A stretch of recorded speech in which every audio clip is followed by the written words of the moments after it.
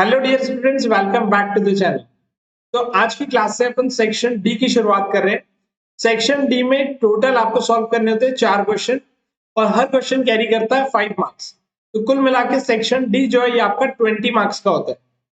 आज जो मैं आपके लिए क्वेश्चन लेकर आया हूँ कि क्वेश्चन बहुत ही जबरदस्त क्वेश्चन है और ऐसा क्वेश्चन आपने शायद ही पहले कभी सॉल्व किया होगा। तो वीडियो के एंड तक मेरे साथ बने रहिए और आप अपने साथ पेन और कॉपी लेकर बैठ जाइए ताकि अपन साथ साथ में इस क्वेश्चन को सॉल्व करेंगे। तो चलिए शुरू करते हैं। If the zeros of the polynomial p of x is equals to ax cube plus 3bx square plus 3cx plus d are in AP। ये एक पॉलिनोमियल है और ये पॉलिनोमियल क्यूबिक टाइप का है। तो जैसे मैंने आपको बोला ये थोड़ा सा डिफरेंट है। क्यों? क्योंकि अभी तक के आपने जितने शायद पॉलिनोमियल्स करे होंगे वो क्वाड्रेटिक कर रहे होंगे। आज हम क्यूबिक पॉलिनोमियल सॉल्व करेंगे और ये जो क्यूबिक पॉलिनोमियल है इसके जो जीरोस है वो एपी में है। AP means arithmetic progression. Arithmetic progression मतलब होता है कि जिनकी टर्म्स के जो डिफरेंस है वो सेम रहेंगे। तो then prove that 3b square 3b cube minus 3abc plus a square d is equals to 0। तो हमको ये 2b cube minus 3abc plus a square d is equal to 0 prove करके बताना है। एक पॉलिनोमियल आपके सामने दिया हुआ है, एपी में इसके जीरोस है। तो अपन शुरुआत करते हैं इनके जीरोस को एज्यूम करके। तो zeros of the polynomial of the polynomial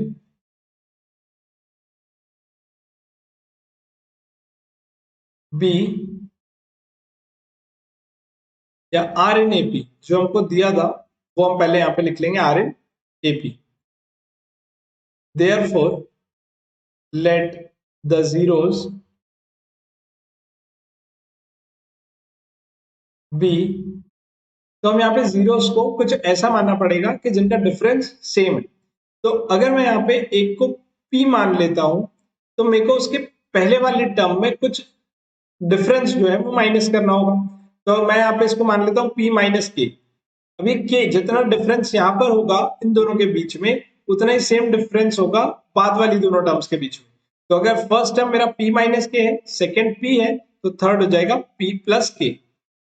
मतलब इसमें हर एक टर्म जो है वो k डिफरेंस से इंक्रीज हो रही है। तो यहाँ पर हमको बताना होगा कि k जो है ये हमारा कॉमन डिफरेंस है। यहाँ मैंने d क्यों नहीं लिया? क्योंकि अब तक के आपने जितने सॉल्व किए होंगे उसमें आपने क्या किया होगा कि डिफरेंस जो है उसको हम d से डिनोट करते हैं अरिथमेटिक प्रोग्रेशन में। बट यहाँ पर क्योंकि हमारे पॉलिनोमियल में d ऑलरेडी यूज हुआ है इसीलिए हम यहाँ पे d को यूज नहीं कर रहे। तो यहाँ पे मैं लिख देता हूँ where k is common difference.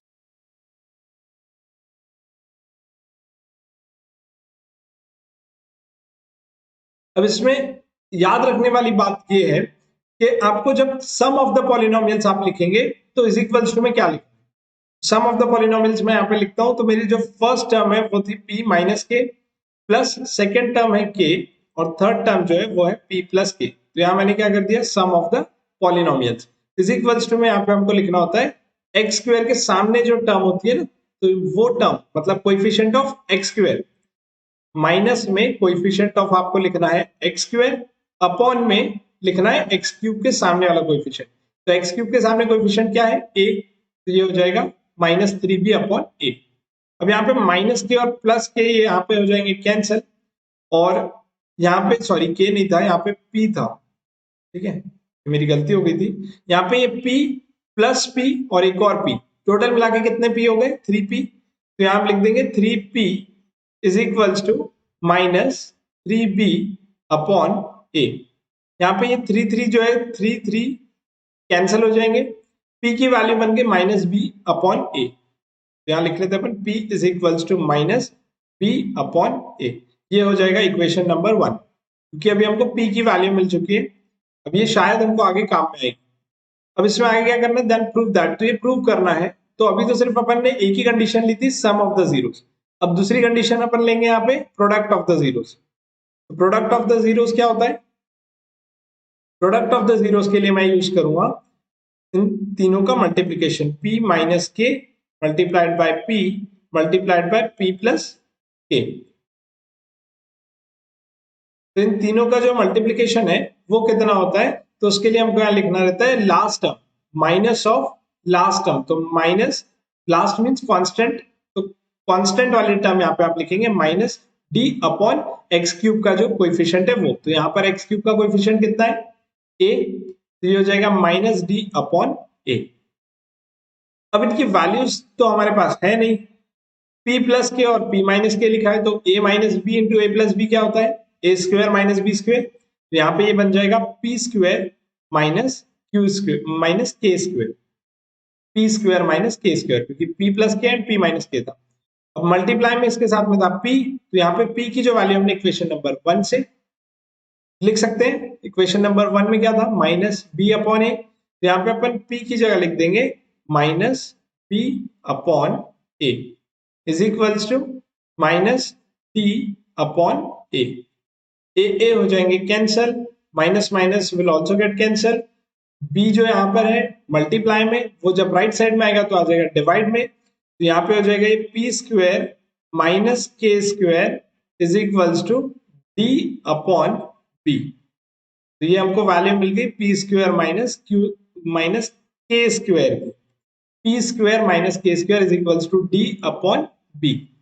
अब तीसरी यहाँ पर हमारे पास एक और कंडीशन होती है, देखो एक्स स्क्वायर जब रहता है ना, अपन ने क्वाड्रेटिक वाले जितने सॉल्व किए वहां पे क्या होता था, sum of the roots and product of the roots. तो इन दोनों के लिए आपके पास फॉर्मूले थे। अब यहाँ पर क्या है, क्यूब है, मतलब ये क्यूबिक पॉलिनोमियल है, तो यहाँ पे तीन कंडीशंस होती है। एक तो sum of the polynomials, sum of the roots, second होती है प्रोडक्ट ऑफ द रूट्स, और एक और कंडीशन होती है जिसमें हम दो दो रूट्स को मल्टीप्लाई करके ऐड करेंगे, और उसका जो आंसर आता है वो आता है coefficient of x upon coefficient of x cube. तो इस कंडीशन को हम नेक्स्ट पेज पे सॉल्व करेंगे। तो यहां पर मल्टीप्लाई करेंगे p को एक बार p माइनस के के साथ, फिर प्लस, फिर p माइनस के और p प्लस के, इन दोनों का होगा मल्टीप्लिकेशन, और इसको अपन प्लस करेंगे p का मल्टीप्लिकेशन p प्लस के के साथ। अब इसका जो आंसर आएगा, ये पूरे का आंसर आएगा 3c अपॉन ए, क्योंकि यहां पर होता है coefficient of x upon coefficient of x cube, तो इसीलिए 3c अपॉन ए आ गया। अब इसको मल्टीप्लाई करते हुए चलेंगे तो p का मल्टीप्लाई पहले होगा p के साथ, तो ये बन जाएगा p स्क्वायर, फिर माइनस p का मल्टीप्लाई होगा k के साथ, तो ये बन जाएगा p के, प्लस फिर इसमें p माइनस के और p प्लस के है, तो again a minus B A plus B, तो इसका आंसर हो जाएगा A square minus B square plus then p into P, ये हो जाएगा p स्क्वायर। सिमिलरली आगे करेंगे p और k का मल्टीप्लाई, तो ये बन जाएगा pk is equals to 3c upon a। यहाँ पे एक बार माइनस pk है, एक बार प्लस pk है, तो ये हो जाएंगे कैंसिल। अब और कुछ कैंसिल हो रहा है, तो और कुछ कैंसिल नहीं हो रहा है, ये p स्क्वायर एंड ये p स्क्वायर, ये कितना हो गया 2p स्क्वायर, और प्लस ये लिखा हुआ है पूरा p square minus k square, इसको मैं अभी के लिए ऐसे ही रहने देता हूँ, p square minus k square, क्योंकि इसकी वैल्यू अपन ने डायरेक्टली फाइंड की हुई है, is equals to 3c upon a। तो इनकी वैल्यूज यहाँ पे हम पुट अप कर लेते हैं। ये 2p स्क्वायर है, तो p स्क्वायर की वैल्यू है माइनस b अपॉन a, इसका हो जाएगा whole square, plus p square minus q square की वैल्यू आई थी d अपॉन b, ये रख लेंगे d upon b is equals to 3c upon a। इनका स्क्वायर करते हैं तो 2b माइनस बी का स्क्वायर होगा b स्क्वायर अपॉन a का हो जाएगा a square plus d upon b is equals to 3c upon a। अब यहाँ क्रॉस मल्टीप्लाई करेंगे तो ये b और ये 2b स्क्वायर का होगा मल्टीप्लाई, तो ये बन जाएगा 2b cube plus a square का मल्टीप्लाई होगा d के साथ, तो ये बन जाएगा a square d upon a square और b का हो जाएगा मल्टीप्लाई, तो ये बन जाएगा a square b is equals to 3c upon a। एक एक a हो जाएंगे यहाँ पे कैंसिल, बच जाएगा अभी यहाँ पे सिर्फ a इंटू बी। ये a इंटू बी को जब अपन राइट साइड में भेजेंगे तो 3c के साथ इसका मल्टीप्लिकेशन हो जाएगा, तो इसके आगे का पोर्शन यहाँ लिखते हैं अपन, ये 2b cube plus a square d is equals to 3c का मल्टीप्लाई ए बी के साथ, तो ये बन गया 3abc। और जब ये प्लस वाली टर्म आएगी लेफ्ट साइड में तो ये हो जाएगी माइनस, तो ये बन जाएगा 2b cube plus a square d minus 3abc is equals to 0। और यही हमको प्रूफ करना था। क्वेश्चन आपको आज का कैसा लगा आप मुझे कमेंट करके जरूर बताइएगा। मिलेंगे अपन फिर नेक्स्ट वीडियो में जहां हम क्वेश्चन नंबर 33 सॉल्व करेंगे। Till then take care, bye bye.